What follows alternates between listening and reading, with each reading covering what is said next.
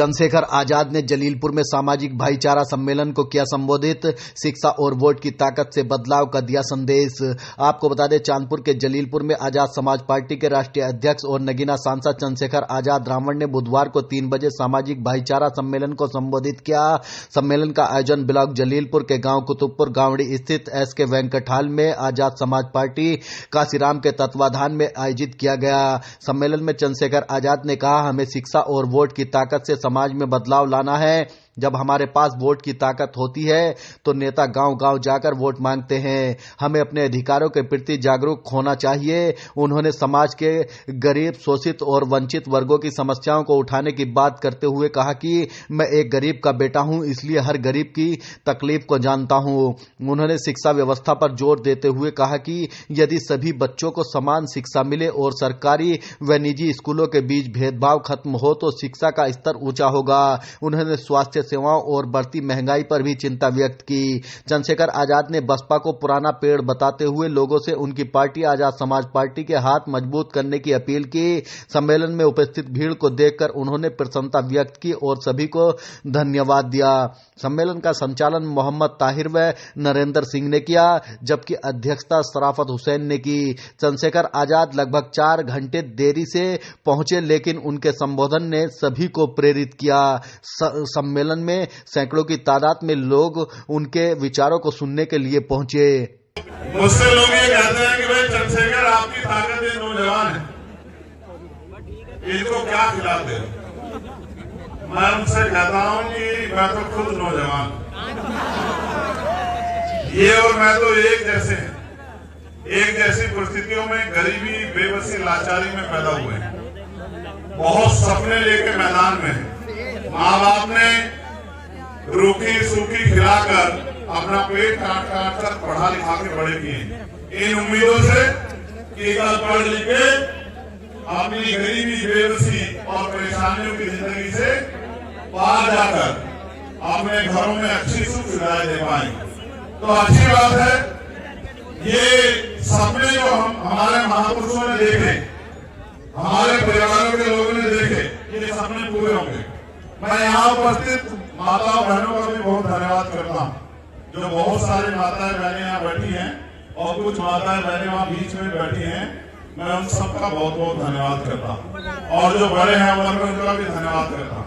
सम्मानित साथियों, काम की बात करते हैं। मैं लगातार लोकसभा का सदस्य होने के कारण महिलाओं की, बेरोजगारों की, बच्चों की, आशा बहनों की, आंगनवाड़ी बहनों की, भोजन माताओं की, ग्राम चौकीदारों की, होमगार्ड की, पुलिस के जवानों की, अर्धसैनिक बलों की, जिसकी भी समस्या मेरी जानकारी में आती है, चाहे बीएड के बच्चे हो, BTC के बच्चे हो, चाहे पुलिस की भर्तियों में हुए घोटाले से पीड़ित बच्चे हो, जिसकी समस्या मेरी जानकारी में आ जाती है, मैं उनकी आवाज उठाने का काम करता हूँ। और ये ताकत अगर मुझे किसी ने दी है तो दोनों हाथ भर के ताली बजा के नगीना के लोगों का धन्यवाद करता हूं। अगर नगीना के लोग और नगीना में भी चांदपुर का भी धन्यवाद होना चाहिए, मैं कहूंगा चांदपुर के लिए भी जोरदार तालियां होंगी। और चांदपुर के साथ साथ बिजनौर के लोगों का भी, इनका भी बहुत बहुत धन्यवाद होना चाहिए। बयापुर के साथियों का भी धन्यवाद होना चाहिए। देखो, आप जानते हो, तिनका तिनका करके घर बन जाता है और बूंद बूंद से घड़ा बन जाता है। मैं तो प्राइमरी स्कूल के हेडमास्टर का बेटा हूँ। मैं तो एक गरीब परिवार से आता हूँ, गरीबी बेबसी में पला हूँ। मेरी माँ, आज भी बहुत सारी माएं देश दुनिया में जाता हूँ इस काम को करती हैं। मेरे पिताजी प्राइमरी स्कूल में मास्टर थे और मेरी माँ, मुझे आज भी याद है, वो खेत से घास लाकर उस घास को से उस हमारी गाय भैंसों को पालकर दूध बेचकर जो हमारे खर्चे में कमी आती थी, उस खर्चे को पूरा करने का काम करते थे। मैं किसी राजा महाराजा का बेटा नहीं हूं, मैं अपनी हैसियत को जानता और मैं आप लोग को जानता हूं कि आप लोग किस परेशानी का सामना कर रहे हैं। और आज भी बहुत बड़े पैमाने पे गरीबों को, बेबसों को, लाचारों को इसी तरह अपना जीवन यापन करना पड़ता है। और एक और बात आपको बताना चाहता हूँ, मेरे पिताजी खर्चे के लिए सप्ताह में 100 रुपया देते थे। उस 100 रुपये से मेरी माँ पूरे हफ्ते का घर का खर्चा चला देती। मैंने बहुत बुरे दिन देखे, बहुत बुरे दिन, लेकिन मैं दुखी नहीं हूं कि मैंने बुरे दिन देखे। मैं खुश हूं कि उन बुरे दिनों ने मुझे चलना सिखाया, उन बुरे दिनों ने मुझे दौड़ना सिखाया, उन बुरे दिनों ने मुझे चलना सिखाया। अगर वो बुरे दिन ना लेते होते तो शायद मुझे अपनी तकलीफों का एहसास नहीं होता कि देश में गरीब की क्या है। मैं आपको ये कहना चाहता हूं, हिम्मत मत हारो, मत हारो हिम्मत।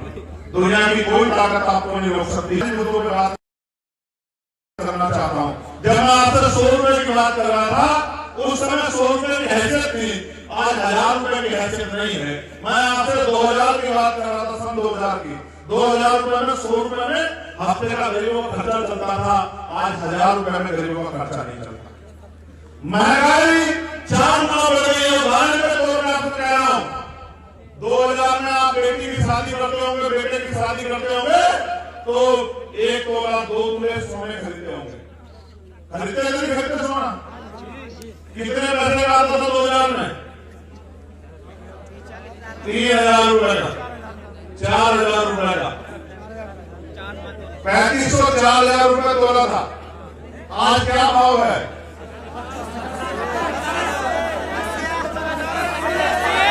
तुम्हें नहीं बोलना है, बाकी सब बोलना। जिसने खरीदा हो ताजे ताजे वो बता दो मैंने नहीं खरीदा है। 75,000 रुपए लगा लें, 85, चलो 80 लगा लें।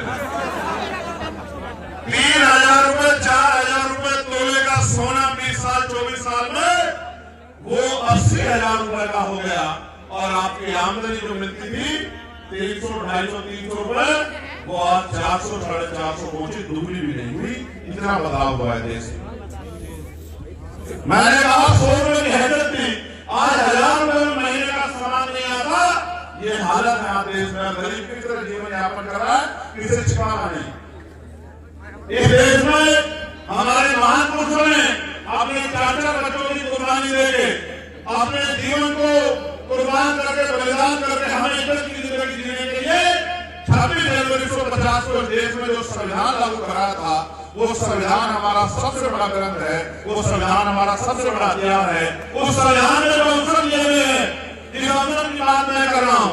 मैंने पार्लियामेंट में कहा कि देश में 1 नेशन 1 एजुकेशन, यानी कि चाहे गरीब का बेटा हो, मजदूर का, किसान का, और चाहे प्रधानमंत्री, राष्ट्रपति, मुख्यमंत्री, केंद्रीय मंत्री, राज्यपाल या स्टेट में मिनिस्टर या केंद्रीय सचिव का, स्टेट के सचिव का या प्रमुख सचिव का या मुख्य सचिव का या डीएम का, एसएसपी का, दरोगा का, सीओ का, एसपी का, सीओ का, पटवारी का, सेक्रेटरी का, गांव के प्रधान का, जिला पंचायत सदस्य का, विधायक के, सांसद के बेटे की पढ़ाई सरकारी स्कूल में होनी चाहिए, जहां किसान मजदूर का बेटा पढ़ता है।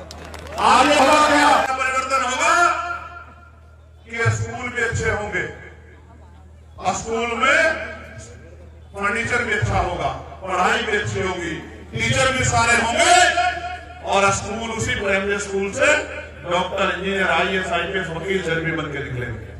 आज तो क्या हुआ है, ये बात मैंने क्यों रखी?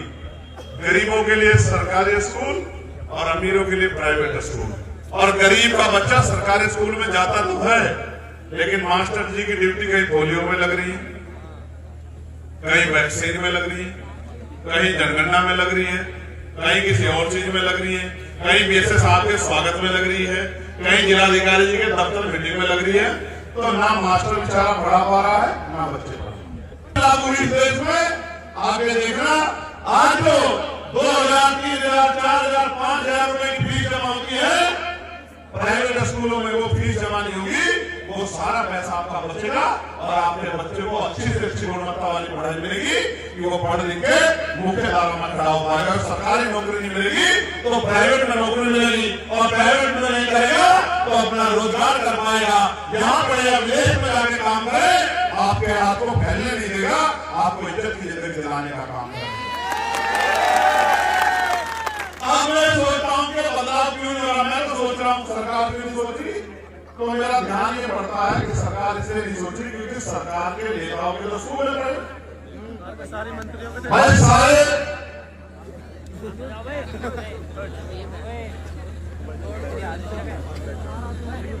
अगर सरकार में जो मंत्री बैठे हैं उनके स्कूल में होते प्राइवेट तो वो इसको कर देते, लेकिन जब उनके स्कूलों में बात आती है अपना नुकसान थोड़ा ही करेंगे वो लोग, इसलिए काम नहीं होगा। लेकिन अगर ये काम हो गया तो आप समझते हैं एजुकेशन क्या है। आपके पास दो हथियार हैं, एक एजुकेशन, दूसरा वोट। और एजुकेशन ऐसा हथियार है कि जिसका बाप कोयलों में काम करता हो, भट्टे में काम करता हो, खेतों में काम करता हो, सड़कों में काम करता हो, होटल में काम करता हो, किसी ढाबे में काम करता हो, उसका बेटा भी पढ़ लिख के डॉक्टर, इंजीनियर, वकील, जज, IAS, IPS तमाम पदों पर जा सकता है। और सोचे जिसका बेटा जज बनेगा, क्या उसके बाप को किसी के खेत में काम करना पड़े? उसके बाप को कोल्हू के भट्टे में काम करना पड़े? ये छलांग है, ये छलांग है जो बाबा साहब अम्बेडकर ने अपने चाचा बच्चों की कुर्बानी से हमें संविधान में दी है कि पढ़ लिख के आप भी छलांग लगा के आगे बढ़ सकते हो, मुख्य धारा में जुड़ सकते हो। ये बाबा साहब अम्बेडकर का प्रयास। मैंने पार्लियामेंट में कहा, मैं पुरानी बातों में नहीं जाऊंगा कि पहले क्या हुआ, पहले क्या हुआ, पहले क्या हुआ।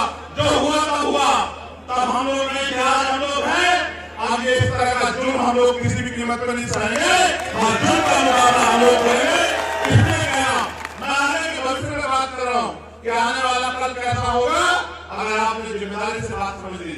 मैंने कहा कि हेल्थ सिस्टम अच्छा होना चाहिए और आपको नहीं पता, मैंने झेला है। मैं अपने पिता को नहीं बचा पाया क्योंकि मेरी जेब में पैसे नहीं थे, मैं उनका इलाज नहीं करा पाया। और मैं धन्यवाद दूंगा निगम के लोगों को। आज मेरे पास दिन में 10 लोग आते हैं कि हमको इलाज के पैसे नहीं है।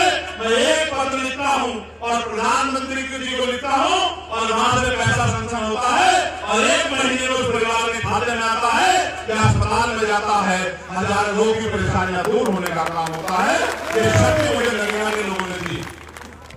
मैं जब पत्र पढ़ता हूँ, किसी को 3.5 लाख रुपए का अनुदान मिला, किसी को 1.5 लाख रुपए का अनुदान मिला। मैं उनको जानता नहीं हूँ, मैं उनको मिला नहीं हूँ, लेकिन लोग आकर मुझसे कहते हैं कि MP साहब एक लेटर लिख दो।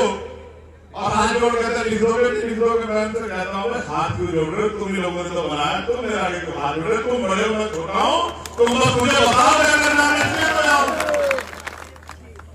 मैं आपको इसलिए बता रहा हूँ कि मैं तो अपने पिता को नहीं बचा पाया, लेकिन मैंने ये उसी दिन संकल्प ले लिया था कि आने वाले समय में इतनी मेहनत करेंगे कि कोई गरीब अपनी पत्नी को, अपनी माँ को, अपनी बेटी को, अपने बेटे को, अपने पिता को, अपने भाई को, अपनी बहन को इसे इतना खो दे कि उसकी जेब में इलाज के लिए पैसे नहीं।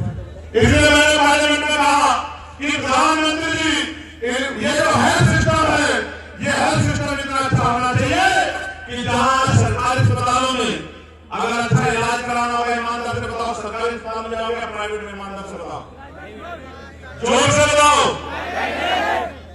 ऐसा क्या हो गया कि प्राइवेट में जाने का मन करता है? इसका कारण यह है कि जब सरकारी अस्पतालों के हालात देखते हैं तो ना तो एक्सरे मशीन, ना ECG मशीन, ना MRI मशीन, ना कोई टेस्ट हो रहा है, ना डॉक्टर है, ना दवाइयां है।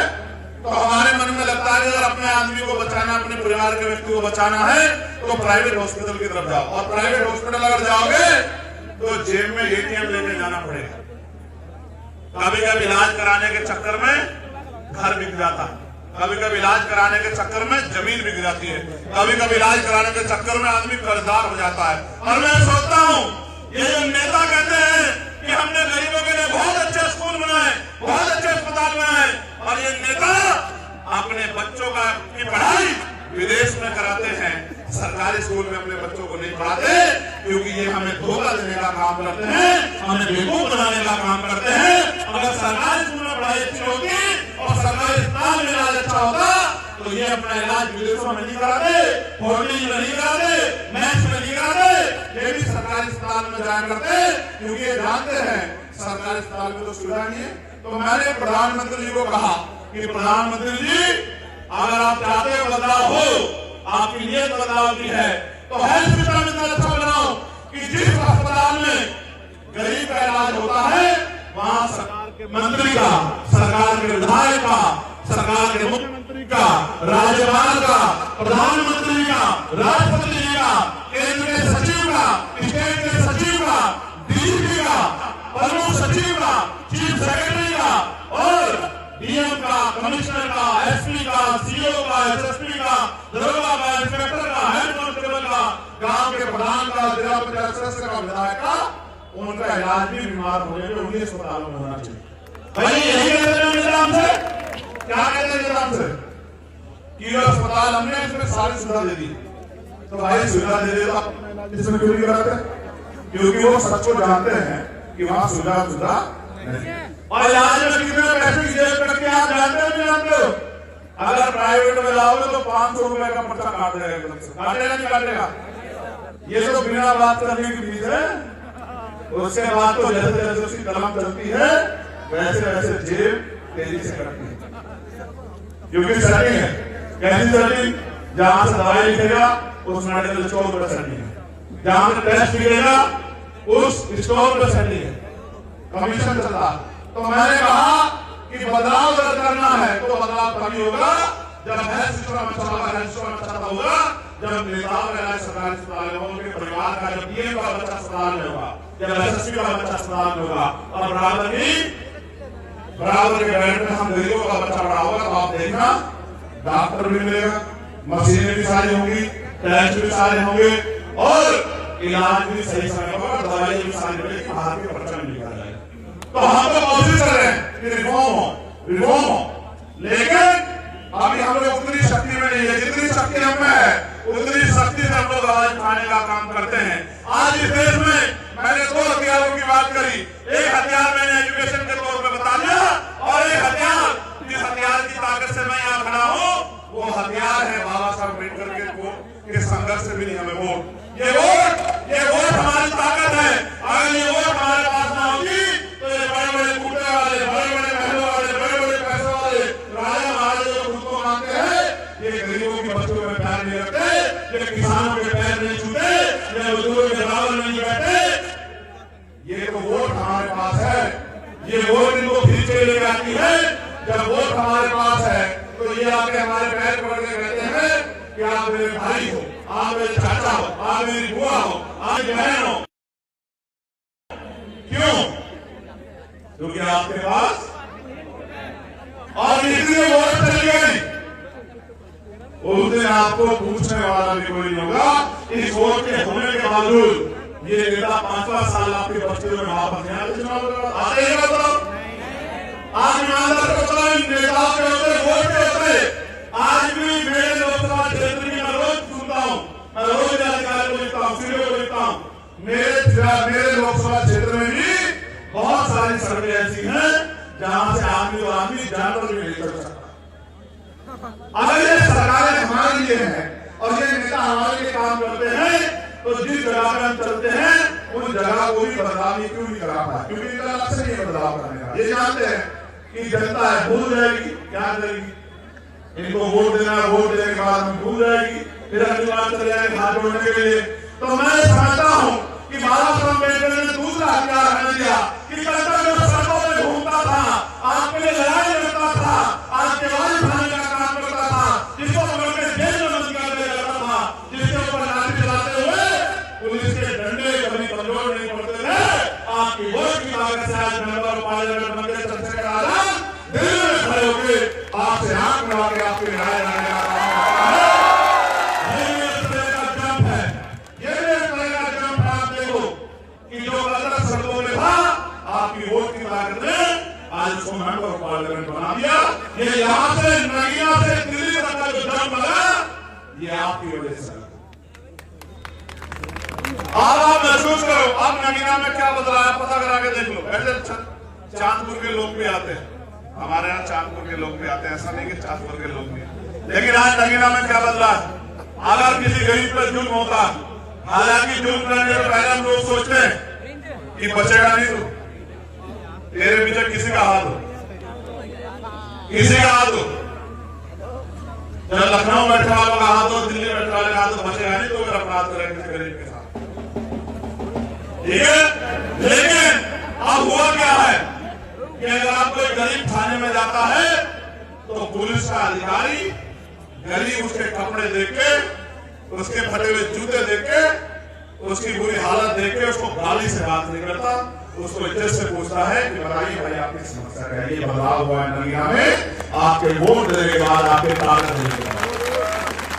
आज वो नौजवान जिसकी सुनवाई होती थी, आज वो 10 मामलों को लेकर जिलाधिकारी के पास, एसपी के पास, एसएसपी के पास और एसडीएम के पास, तहसीलदार कानून के पास, सरकारी सेक्रेटरी के पास, और जो भी छोटे मोटे काम होते हैं, किसी का राशन कार्ड बनना है, किसी के पेंशन बननी है, किसी का मकान बनना है, तो आज इतने लोग वहां बैठे हैं कि वो तत्काल कहते चाचा हमें हम अपने आप करवाएंगे, आपको फोन कर देंगे, जब आपको जरूरत होगी आप बता।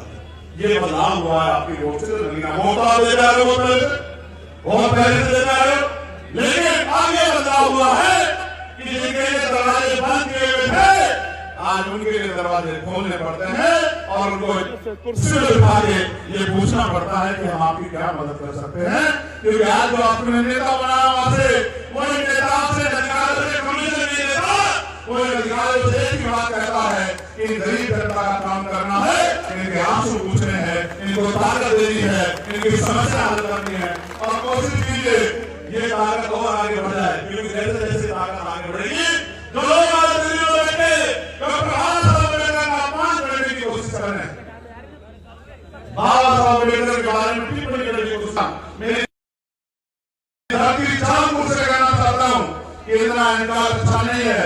मैंने भी संकल्प लिया था कि यदि अपमान हुआ, मैं सो नहीं पाया 2-3 रात, मैं सोचता है इस अपमान का बदला कैसे लिया जाएगा, और मैंने भी संकल्प लिया कि हम लोग इतनी ताकत बनाएंगे, क्या बनना कर रहे हो वो कुर्सी आपके नीचे से खींच लेंगे, आप इस लायक भी नहीं रहोगे कि हमारे लोगों का अपमान कर सके।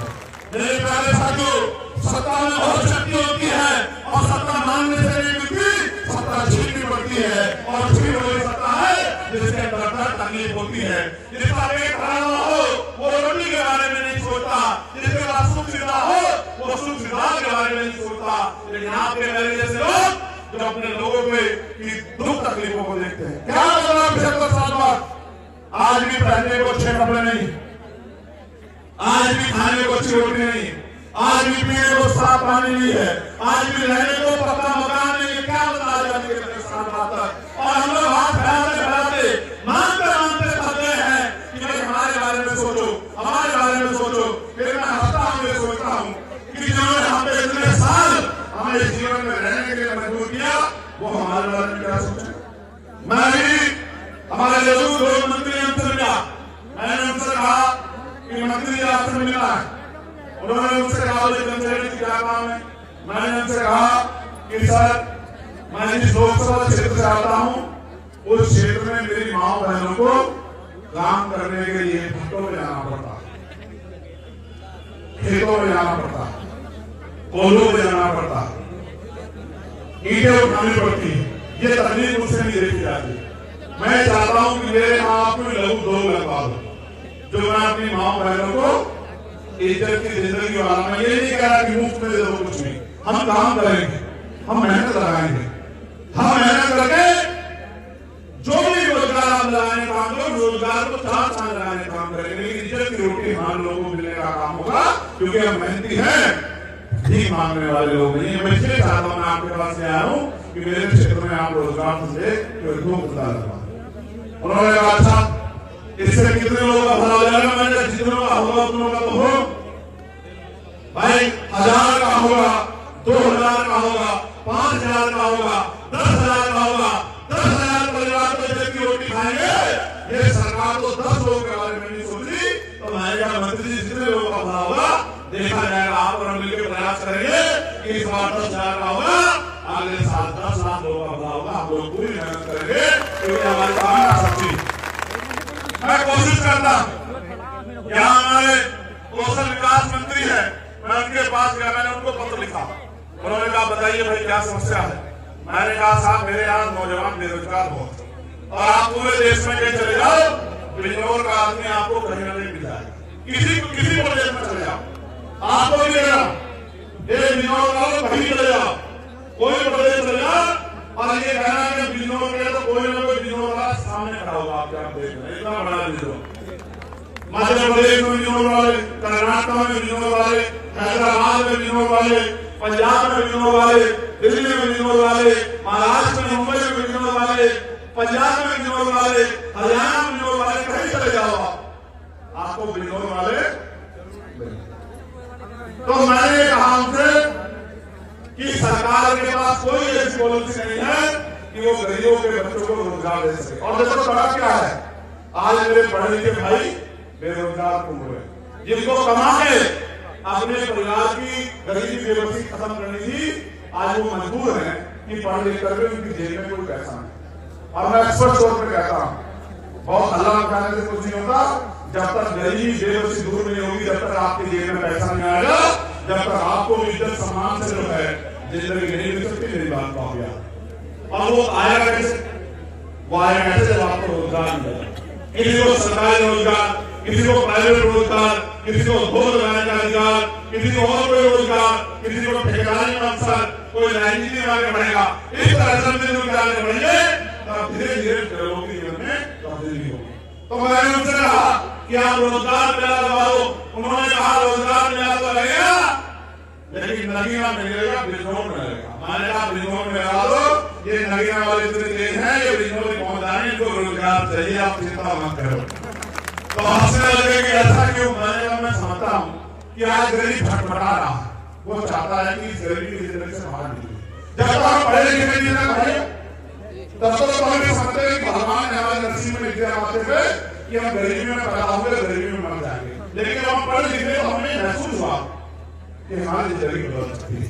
और बाबा साहब अम्बेडकर को भरोसा था कि एक दिन ऐसा आएगा कि पढ़ लिख कर हम लोग आगे बढ़ेंगे और गरीबी बेबसी की पीढ़ियों को काट देंगे। इसके लिए मैं आपसे कहूंगा कि एक बार जोरदार जो है ताली बजा के मैं माननीय काशीराम साहब का नाम लूंगा और जोरदार ताली बजा के बताया कि उस ड्राइवर का हमारे ऊपर बहुत बड़ा कर्ज है।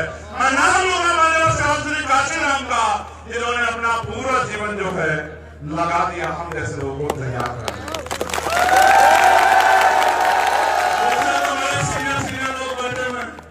जिन्होंने अपना पूरा जीवन लगा दिया माननीय काशीराम साहब की मूवमेंट को आगे बढ़ाने के लिए। और उससे बदलाव क्या हुआ? पहले रानी का बेटा राजा बनता था, रानी का बेटा राज करता था, रानी का बेटा जन्म लेता था, वो खुशी में रहता था और गरीब समाज में रहता था। और आज माननीय काशीराम साहब के संदर्भ में ये ग्रैंड स्कूल के हेडमास्टर का बेटा आज मेंबर पार्लियामेंट बन के दिल्ली में जा रहा है।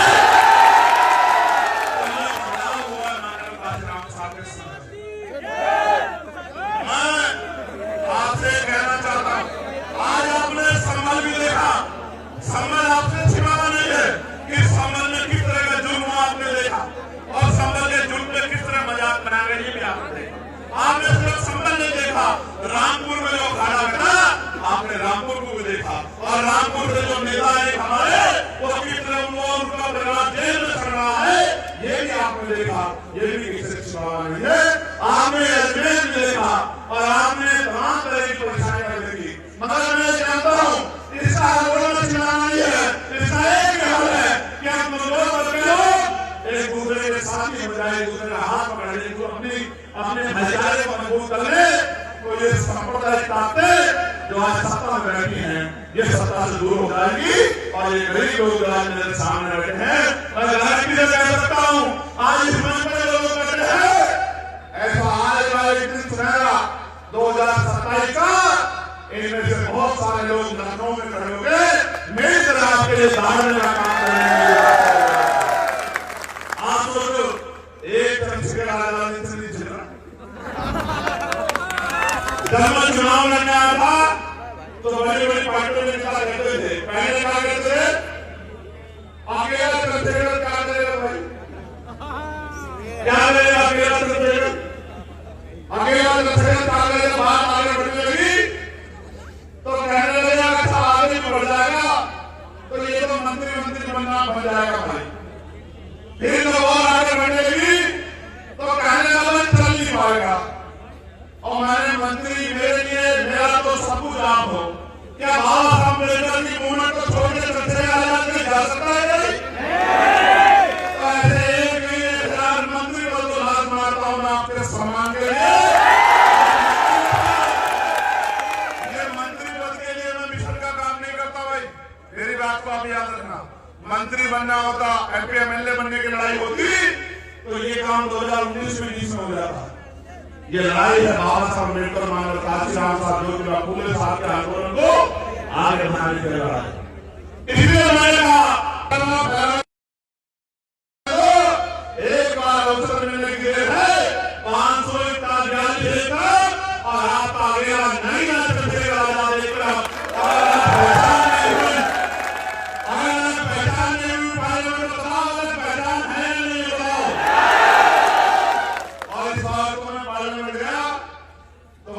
कर्मचारी मेरे पास है, बोले भैया आज तो आपकी पार्टी के बहुत सारे सांसद आ रखे हैं। मैंने कहा चुनाव को हुआ अभी से भारत सांसद जिसके लिए सारे बोले मैंने कहा से आ गए भाई, हमारी पार्टी में अकेला सांसद हूं। बोले बहुत सारे लोग नीला पट्टा पहन के आए हैं। मैंने देखो अभी तो एक आया है तो रंग बदलने लगे, जिस दिन भाई का नाम पार करने गए उस दिन चारों तरफ दुनिया मिला हुआ।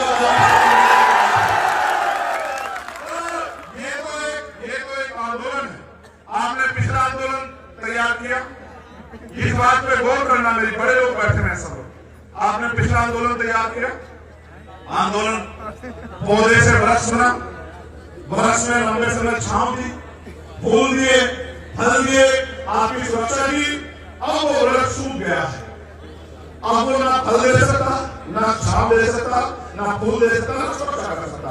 तो आपको मगर आपकी जिंदगी में जो बदलाव होने तो वो तो नहीं है। क्या 100% बहुजन समाज अपने पैरों पर खड़ा हो गया? क्या हमको जुर्माना खड़ा हो गया? क्या हमको रोटी रोजगार मिल गया है? क्या हमको इतने समान की जिंदगी मिल गई है? तो जिनको इतने समान की जिंदगी मिली उनको तय करना चाहिए कि चेहरा भले बदल जाए लेकिन काम नहीं रुकना चाहिए, और काम आगे बढ़ेगा तो बहुत सारे वृक्ष तैयार होंगे और छांव भी मिलेगी, फूल भी मिलेगा, फल भी मिलेगा, सुरक्षा भी मिलेगी और आगे बढ़ने के रास्ते भी मिलेंगे। मैं तो धन्यवाद दूंगा अपने, मैं तो देश की सेवा करता हूँ। ध्यान दो, कोई ऐसा आदमी नहीं है जिसकी जो हमारे पास है और हम उसकी लड़ाई लड़ने का काम नहीं करें, कोई ऐसा आदमी नहीं। लेकिन मैं आपसे कह रहा हूँ चांदपुर वालों मुझे यही बता दो, इस बार चांदपुर में भी ताकत बना दोगे नहीं बनाओगे? इस बार चांदपुर में भी झंडा मजबूत कर दोगे नहीं बनाओगे? इस बार चांदपुर में भी से भी चांद निकाल दोगे नहीं निकालोगे? अगर चांदपुर वालों ने ठान लिया तो चांदपुर से जो हवा चलेगी ये है गंगा आपके पास। चांदपुर से जो हवा चलेगी वो मुजफ्फरनगर में जाएगी, मेरठ में जाएगी, सहारनपुर में जाएगी, अमरोहा, संभल, मुरादाबाद में जाएगी। आपके यहाँ कुछ भी गए तो गंगा में वो बहुत ज्यादा आधा